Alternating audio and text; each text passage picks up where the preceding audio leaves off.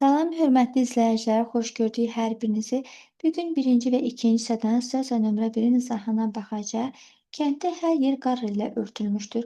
Orxan təpənin başında xizəyə minərək hərəkətə başlar. Başlanğıc sürəti Orxanda sıfırdır.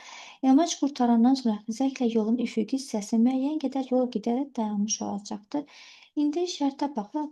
Yəni belə eləyək də, bax bizim bu hissəmizdəki qarla örtülübdür. Bu təpəmizin başı, hər yeri qarla örtülübdür və bu momentdə Orxan fürsətdən istifadə edir. Gəlir, çıxır həmin bu təpənin başına, bu da onun xizəyidir. Və tutacaqlarıdır. Belə sevincli halda Orxan gəlir. Həmin deyir ki, bax bu təpənin hündürlüyü 5 metrdir. İndi isə 50 Orxanın xizəklə birlikdə kütləsi 50 kiloqram olarsa, onun təpənin başına yolun üfüqi hissəsi nəzərən potensial enerjisini tapın. Həm Orxanın öz kütləsi, həm də onun ayağındakı xizəklər var.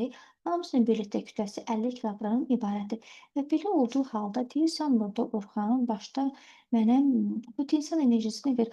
Potensial enerjimiz bax durduğu yer yazıram. Potensial enerjimiz birinci şərtdə nə cür olur? MJH-dan ibarətdir. İndi həm Orxan, həm də onun xizəyinin kütləsi birlikdə 50-dir. Şeyimiz 10-dur, verilən hündürlüyümüz isə 5-dir. Buradan da bunlara bir-birinə vuranda bu da eləcəkdir 2500 joule. Yazırıq 2500 joule. Artıq potensial enerjimiz hazırdır. İkinci şərti oxuyaq. İkinci şərtimizdə isə bütün hərəkət müddətində xizəyə sürtünmə qüvvəsinin təsiri nəzərə alaraq yol boyu trayektoriyanın həm maili, həm də üfüqi hissəsində hansı enerji çevirmələrimiz baş vermiş olacaqdır. Ya istəyirsiniz ki, onu nömrələyək, yəni belə çəkək. Öncə buradan bura kimi gəldi. Orxan A-dan deyək ki, B-yə qədər gəldi. A-dan B-yə kimi Orxan gəldisə, onda burada nə baş verəcəkdir? Bax, Orxan gəlib bu hissəyə deyək ki, çatdısa, onda burada nə olacaqdır? Onun hündürlüyü təpənin hündürlüyü azaldı. Əgər hündürlüyümüz azalırsa, dedik ki, potensial enerji MJH-dan ibarətdir.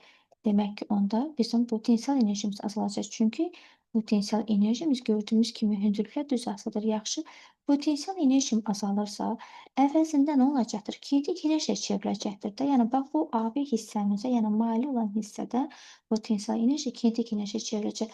Sonra nəhayət, Orxan gələcək B-dən C aralığına. Bax, B C aralığına sarı rəhməni götürürəm. Artıq burada nə də sürtünmə qüvvə də olsa nəzərə alınırdı da. Deməli, BC hissəmizdə isə burada olduqda Orxan, onda nə olacaqdır?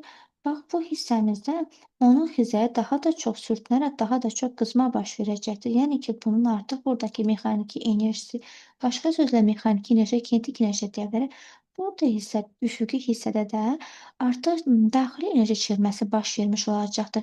Yəni mexaniki enerjimiz, başqa sözlə kinetik enerjimiz daxili enerjiyə çevrilib. Buna səbəb isə sürtünmə qüvvənin olmasıdır. Sürtünür və orada mexaniki enerji, hərəkət olan enerji qızma baş verəcəkdir xizəyin, bax bu toxunan hissələrində, o da daxili enerji olacaqdır. Daha sonra baxıram sonrakı üçüncü şərtimizə. İndi isə deyir ki, Orxana xizəklə birlikdə yamaç boyunca təsir edən sürtünmə qüvvəsinin işi -900 joule olarsa, onların təpənin sonundakı kinetik enerjisi nəyə bərabər olacaqdır? Yaxşı, veriləni yazıram. Deməli, sürtünmə qüvvəmizin işini -900 joule verib. İndicə də bayaqların biz tapdıq ki, potensial enerjimiz də 2500 joule-dur və deyir ki, kinetik enerjimizi tapırıq. Biz bilirik ki, sürtünmə qüvvəsinin işini tapanda bu kinetik enerji ilə potensial enerjimizin fərqinə bərabər idi. Amma tam enerjini tapanda kinetik ilə potensialın cəmi idi. Amma sürtünmə qüvvəsinin işi isə bunların fərqidir. İndi buradan bizim sürtünmə qüvvəmizin işini veribdir. -900 bunun yerinə -900 yazaq. Kinetik enerji axtarışdadır və potensial enerjimizi də özümüz tapdıq ki, 2500-dən ibarətdir.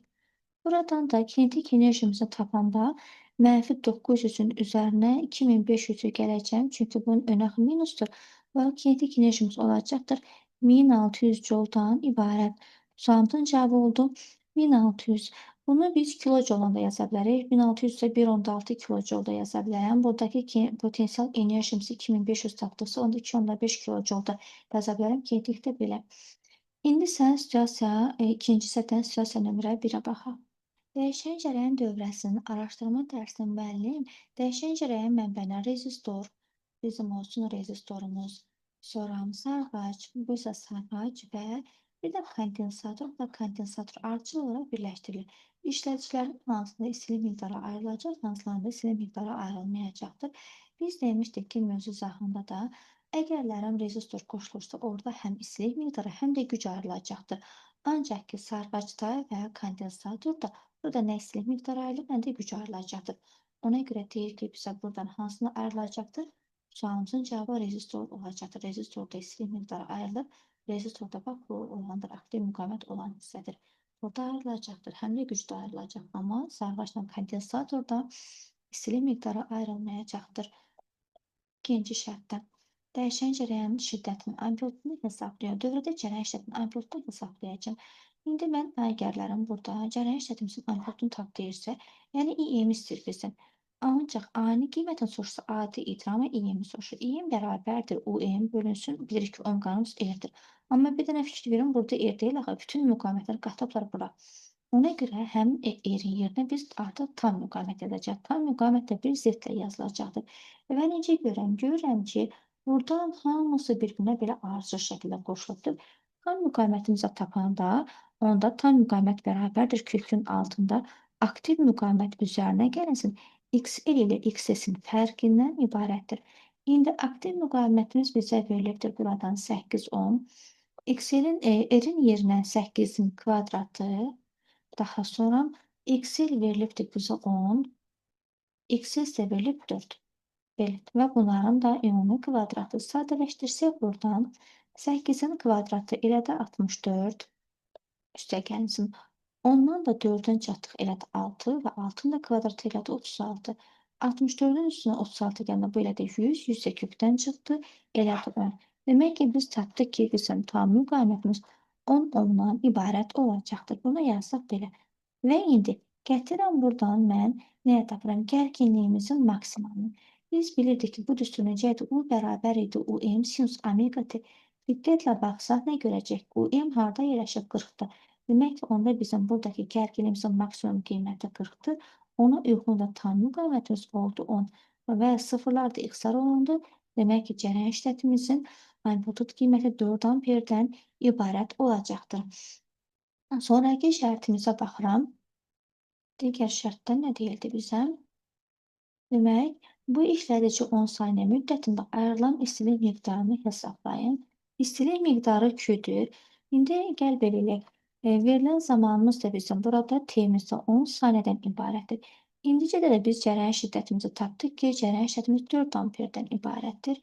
Yaxşı bilirəm. İstilik miqdarı dediyi hardadır? Yalnız rezistordadır. Rezistorda olduğuna görə həm də görürük ki, bunlar necə birləşibdir? Ardıcıl birləşibdir də. Ardıcıl birləşmə olanda cərəyan şiddətimiz sabit olurdu. Bizim I konstantdır. Digər yandan da demişdik ki, hansısa fiziki əməl sabitdirsə, o düsturda hökmən olmalıdır. Ona görə istilik miqdarının artıq mən düsturunu Q bərabərdir I kvadratı RT-yə əsasən yazacağam. Amma paralel olsaydı məlum kvadrat bölü RT olardı. Yəni belə birləşmə həmişə ardıcıl şəkildə birləşir. Digər yandan da bu cərəyan şiddətimizin ani qiyməti. Amma mənim əlimdə olan cərəyanın maksimumudur. Buradan I yazmışam. İ'miz 4 amperdir. Yaxşı. Biz də bilirik ki, bunun İ'mizin təsirçi qiyməti nəyə bərabərdir? İ'm bölünsün kökdə 2-dir. Onda gətirəcəm həmin bu i'nin yerinə yazacağım İ'm bölünsün kökdə 2. Bu da onun kvadratıdır deyə aldıq. Bunun kvadratı oldu RT və kvadrata yüksəlsək, o zaman olacaqdır. İ'min kvadratı RT bölünəcəkdir 2-yə. Verilənləri indi yerinə qoysaq, cərəyan şiddətimizin maksimumu 4, 4-ün kvadratı 16. Bizə artıq buradakı müqavimətimiz 8-dir. Yenə qeyd edirəm. Rezistorda istilik miqdarı var. Amma sarğaçda kondensatorda olmadığına görə oradakı XL-i, XS-i nəzərə almayacağım. Və verilən zamanımız da bizim burada 10 saniyədir. Bu da 2-dir. İndi sadələşdirsək buradan 8 ilə 2 ixtisar olundu 4. 16'nı burada 10 vardı. 16'nı da 40'a vurduqda 64 yanında bir sıfır. Bu da gəldi oldu 640 jouldan ibarət. Sualımızın cevabı. Beləliklə bu sualların sonuna gəldik çatdıq. Belə videoların sizə faydası varsa, o zaman kanala abunə olub öz fikirlərinizi rəy bölümünə də yaza bilərsiniz. Sağ olun, Allah'a emanet.